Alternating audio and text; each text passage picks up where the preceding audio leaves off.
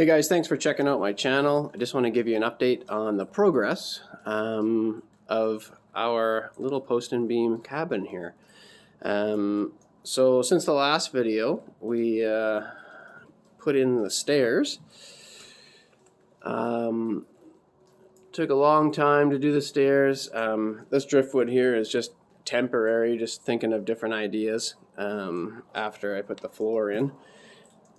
And so I went with 3-inch live edge steps. The steps are sand down to 80 grit right now. So once the house is all done, I'll take a palm sander and take them all down to at least 120, and then treat the wood with a stain. But as of right now, just because I'm going to be working on this house for a few years, I didn't want to do any final sanding. So that's the window that is at the bottom of the stairs, which is kind of cool. And we'll take a look upstairs.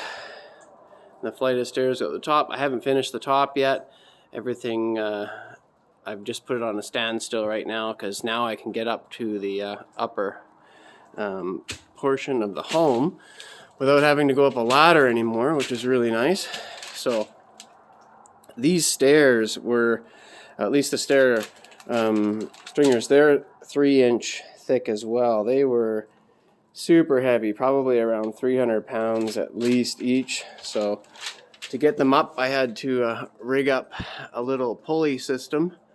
So I was able to get these up here, just working with one person. Thank goodness my wife was able to help me out, guide them. When she was here. I ended up taking them all apart once and redoing them. That's just the way it went. But so the other progress is we got a sliding glass door here, which is awesome. And the next thing we did is I put in this little picture window, 6x5 picture window overlooking the view. The next thing is going to be this space right here. This is going to be a large 9.5-foot sliding glass door, which is going to be awesome, awesomely heavy. I'm not really looking forward to moving that around by myself, but at least one of the doors can come out and make it a little easier for me. Actually, the heaviest thing to move was this picture window. I had to get it into place, I used a farm jack, this jack right here. I just could not lift it. It must be a couple 100 pounds.